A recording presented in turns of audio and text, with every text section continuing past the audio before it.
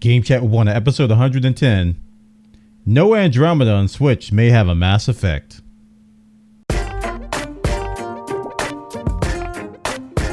Game Chat with Bwana, your weekly source for gaming news and topics. And now here's your host, me, Bwana McCall.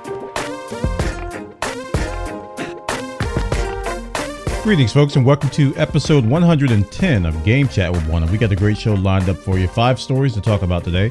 Happy New Year to everybody, everyone abroad and here in the United States of America. Thanks, everybody, for listening.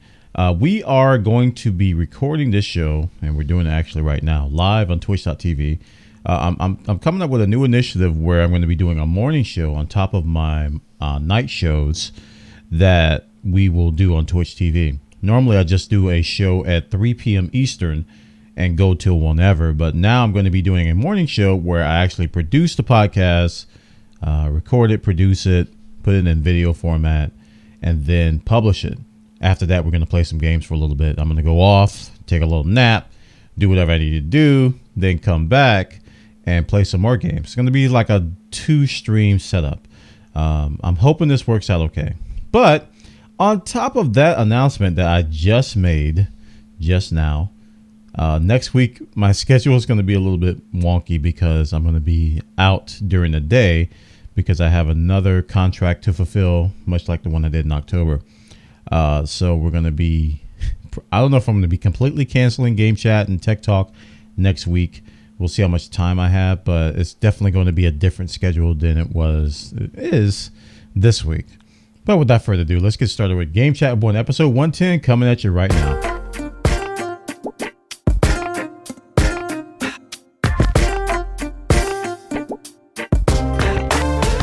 And for our first story, we're going to talk about the Steam Awards. The Steam Awards made the news because it was kind of a one-of-a-kind event. First time Valve has ever done this.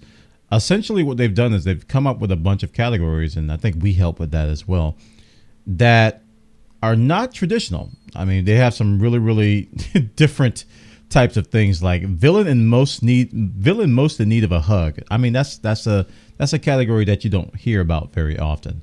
But during the last Steam sale, we had the opportunity to vote for these games. I mean, we had a nomination period prior to that, and the winners have been announced thanks to our wondrous votes. Villain in most need of a hug is Portal 2, and yeah, if you've ever played Portal 2. Now, I'm going to withhold spoilers. You know that's probably the truth. I thought this game was cool before it won an award. Is Euro Truck Simulator 2. Probably my very favorite truck simulator game, if not my only truck simulator game. There's American Truck Simulator, but that's it. Test of Time Award is Skyrim. I definitely agree with that.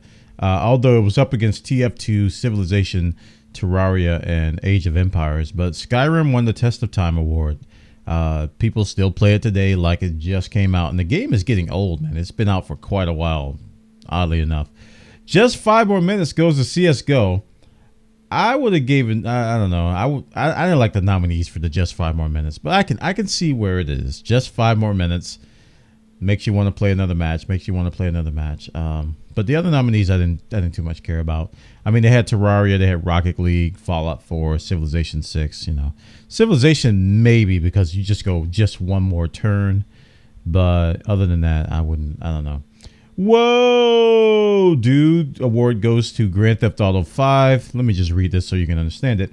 Some games melt your face. Maybe it was a crazy plot twist. Maybe you just got your wisdom teeth removed. Either way, this game blows your mind. I don't agree with this. Even though I've never played Grand Theft Auto 5, I still don't agree with it. Because it's up against BioShock. It's up against Metal Gear. It's up against Witcher. I mean, these are great titles. I mean, I would put it up against, I would say BioShock all day because I didn't see that ending coming. I don't know about you guys. Game within a game. Grand Theft Auto 5 once again. Now, in this case, it went up against Tabletop Simulator, Stanley Parable, and Garry's Mod. I don't understand how those titles didn't win, but I don't know. Maybe GTA 5 has a big fan base and they just voted for everywhere they saw GTA 5 and they just went with that. I'm not crying, but there's something in my eye The winner of that goes to The Walking Dead. Undertale, To the Moon, This War of Mine, and Life is Strange. I actually thought Life is Strange would win this because everybody always talks about how that game brings out the feels, even though I've never played it. I keep hearing people say that. Best use of a farm animal. This one was talked about on Game Chat with Bwana because the developers of Ark, yeah, they did some stuff with this. You go back and listen to the earlier episode if you want to hear that. But best use of a farm animal goes to Goat Simulator, oddly enough. And Boom Boom Explosions goes to Doom. That's the name of that award. Boom Boom. I would have given it to Just Cause 3 because love-hate relationship. Dark Souls 3. I would have given this to The Darkest Dungeon, even though I never played Dark Souls 3. That's probably why I would have gave this to Darkest Dungeon. Games are supposed to be fun, but you basically get this masochist type of thing where you just get abused by a game over and over again. You love it. So it's a love-hate relationship. Meat Boy was up there too. It's kind of funny that Dota 2 is there because I hear people talk about that all the time. Sit Back and Relax goes to Euro Truck Simulator. Yeah, I guess City Skylines is a close second, but yeah, Euro Truck Simulator is a great relaxing game. Better with Friends goes to Left 4 Dead 2. Now this title is getting ancient, but is yet and still won an award that is Better with Friends. I agree that Magica could have been on that. Could have been that one. Golf with Your Friends as well. Don't Starve Together I've never played, but yeah. So that's the list of the Steam Awards, guys. Check them out over on SteamPowered.com. They got the details over there. This is Steam's new thing, and I imagine they're going to do this every year. I think this turned out to be a success. It was sort of an experiment with how Valve handled it. They hadn't done anything exactly like this before, and turned out okay. Check it out, guys. They got the details. And for our next story, we're going to talk about Microsoft and their latest and upcoming project, Scorpio. We've been talking about Nintendo Switch for quite a while, as well as the Sony PS4 Pro. But now the Microsoft executives have used 2017 as an excuse to basically turn up the hype machine for their Scorpio. If you're not familiar with the Scorpio Xbox console, it's going to be retooled with new hardware while offering backwards compatibility to existing Xbox One. And obviously some of the Xbox 360 titles are already backwards compatible. And these are coming by way of Twitter. It's just a lot of tweets coming from head of Xbox Games Marketing, Aaron Greenberg. He writes, "It is 2017, the year of Project Scorpio. Are you ready for the beast?" And he has the lit emoji with some sort of an M symbol and then another lit emoji. Josh Stein, this is Microsoft Studios community manager Josh Stein. He put up a picture of Leonardo DiCaprio in the famous movie doing some break dancing, and he says, "Welcome to the year of the Scorpio. Are you excited?" Hashtag Project Scorpio.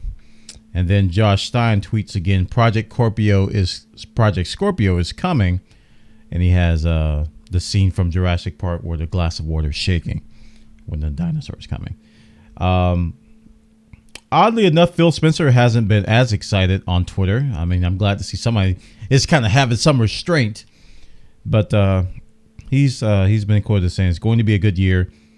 Work to do on games platform, Xbox Live, and hardware. Fun times. I'm waiting to hype until we show games. My man, Phil after having my own heart. Let's see the games first, and then let's hype it up.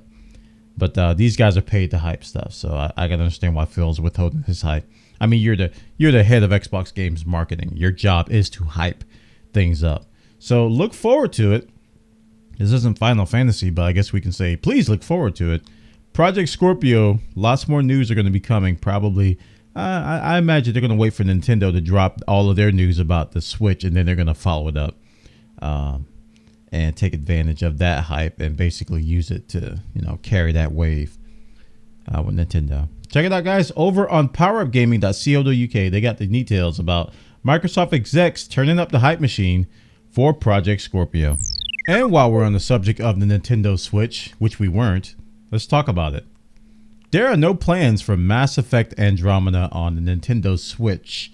And that's not good news for Nintendo, especially when it comes to the third-party title front. This is coming by way of IGN, and this is a quote from the Mass Effect Andromeda producer, Michael Gamble. He says, "We're not planning on it." He says, "If the Switch launches and everyone is just yammering for Mass Effect, who knows? We never want to close doors like that." So essentially what he's saying is that they have no plans for it, but if the fans make enough ruckus, if they go crazy on the internets and on the everythings.youtubes.com, then they possibly will look at it. They said they never want to completely close doors on stuff like that, which is a common thing with developers. Which is kind of surprising because last year EA indicated, according to this article, and I was there, they indicated that it would be bringing one of its bigger games to Nintendo Switch, but it's not Mass Effect. I mean, that was my assumption. I mean, because that was going to be one of the biggest titles coming from EA around the time of the Switch. I really don't know. I mean, we're not going to get a new Battlefield in 2017. We're not going to get a new Titanfall in 2017. I mean, the list of quote unquote bigger titles, you know, it leaves something to the imagination. The only thing I can think of, maybe they'll do The Sims. The Sims would greatly fit the Nintendo Switch. So if they bring like a reboot or an update to The Sims to the Switch, that would be a good thing. That would be a great thing. But other than that, I can't really think of anything that they would consider a bigger title from EA that's slated to come out in 2017. Maybe it'll be 2018, early 2018. Who knows? But January 13th, Nintendo's going to do their big reveal about everything. And I talked about this in a previous story with Microsoft's Project Scorpio probably going to follow suit to that and ride that hype train with their stuff. So we'll see what EA does. It's not going to be Mass Effect Andromeda. But yeah, it's going to be interesting to see what they do. So check it out, guys, over on IGN. What is the EA title that's going to be on Nintendo Switch? Who knows? Who knows? And for our next story, we're going to dive into, well, we're not going to I always say dive like I don't even know how to dive. Why am I? Anyway, the next story, we're going to talk about Crowfall. This is easily my most anticipated MMO that's currently in quote unquote early access, but it's in development. If you bought one of the earlier Kickstarter packages, you have access to the alpha play tests, the PvP tests, and other very, very limited tests that the game is in right now. It's nowhere near playable, but it's coming along nicely. The reason why I'm bringing up Crowfall is because they released information about a new archetype called the Templar.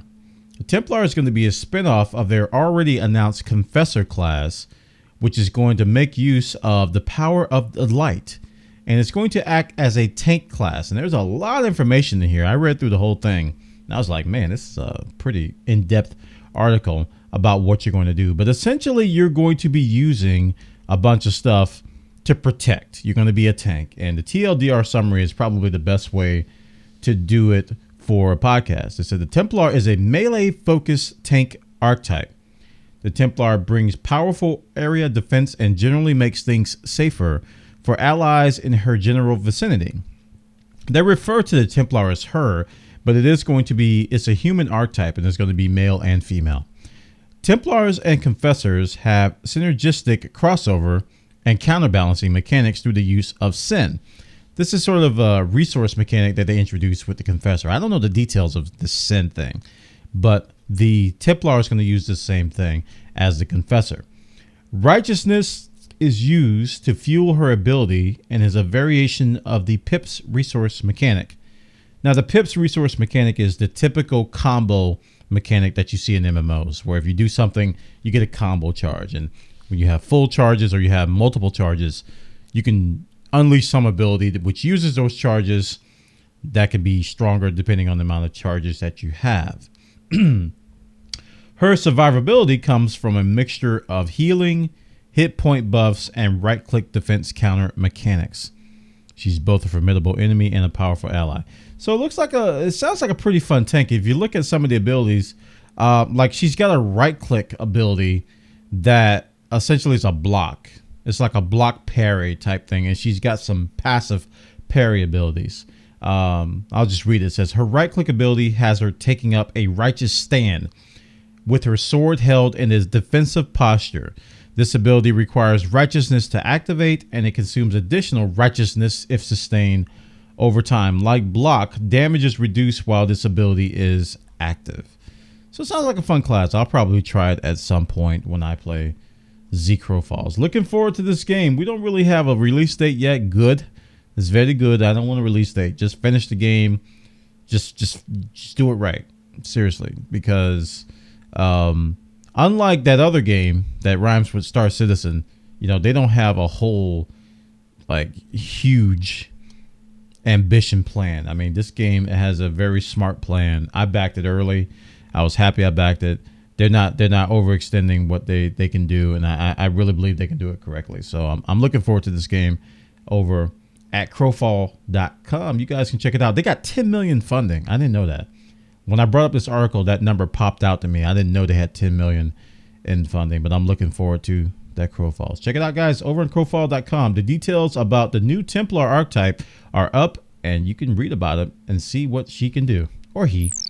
And for our final story, we're going to talk about Carrie Fisher. Sadly, Carrie Fisher passed away last week after a heart attack she suffered on a flight from London. And it shocked the geek community because Carrie Fisher is known for her role, primarily her role as Princess Leia in Star Wars. And it was a shocker to everybody who was involved with Star Wars, everybody who was basically a geek in that geek culture. One story that came out of this, though, was something that I didn't know and was very interesting, is that Carrie Fisher actually had sort of a secret voiceover role in the game Dishonored, the first Dishonored. And I had no clue. If you were to walk up to me and say, hey, Bwana, did you know Carrie Fisher was in Dishonored? I'd be like, stop lying. You're just making up stuff, but it's actually true. It involves the propaganda speaker. Within Dishonored, you have the ability to take out the existing propaganda speaker, the guy who speaks speaks on the speaker and talks about stuff. We're going to be doing this, blah, blah, blah. Basically, the guy who's going to be rabble-rousing all over the speaker. But if you take out the propaganda speaker, another speaker comes to take his place, and lo and behold, that speaker is the one and only Carrie Fisher. This article over on escapismagazine.com has a video of an individual's playthrough. I know the guy was probably like, why am I getting so many views on this old Dishonored video? But he has a capture of her talking, and I listened to it, and lo and behold, it is definitely Carrie Fisher. Here's a quote from Harvey Smith. He tweeted out a tribute to Fisher, and Harvey Smith, he's one of the directors of the original Dishonored. He says, Carrie Fisher was gracious, funny, and creatively open when we worked with her for a small role in Dishonored. So this is actually a pretty cool little known fact about a game that I actually like very much, Dishonored, and a beloved actress in the name of Carrie Fisher, who played Princess Leia, amongst other things that she's done in her lifetime. So we're going to miss Carrie Fisher. Sad to see her die in such a terrible fashion, but we're going to remember her the best way we can as gamers and as geeks. Check it out, guys, over at Escapist Magazine. They got the details about Carrie Fisher's hidden role in Dishonored, the first game. And that concludes Game Chat with Bwana episode 110. I hope you all enjoyed the show. Please follow me on Twitter at twitter.com/Bwana, where I post my musings about what I'm up to, as well as when I go live on my Twitch channel at twitch.tv/Bwana. We stream there every day. I used to say every day at 3 p.m., but now we're kind of shuffling and experimenting with our new schedule. We're recording earlier in the morning now for our podcast, and we're actually streaming that to Twitch on the Creative banner. And we're actually going to produce the video for this show. Hopefully things go well with that. I've been trying to do this for a while. I'm reluctant to say it, but we're going to try to produce the video for this to post up to YouTube, which is collecting dust. This got some pretty impressive spider webs up there at the YouTubes.com. Speaking of which, YouTube.com/user/IOBuffer or YouTube.com/C/Bwana is where you can find me there. Obviously, you can find me here over on SoundCloud, soundcloud.com/BwanaTV, where I post this podcast, as well as my other podcast, Tech Talk with Bwana, which is a similar show, but it's mainly to do with tech news and reviews of technical things and the like. I hope you all have a happy new year. Game Chat with Bwana hopefully will grow in many different forms. We're going to take it to video. We're going to actually actively seek out some sponsors and try to get some other people involved. We're going to get in some directories. We're actually going to get on the iTunes directory again because my old show disappeared. So I got to get with the times and get my show listed up there as well. Have a great day, everybody. I will see you all next time. This is Game Chat Bwana 110. And that is the conclusion of this ramble that I don't know what I'm talking about right now. Good night, good evening, good morning. Spaghetti.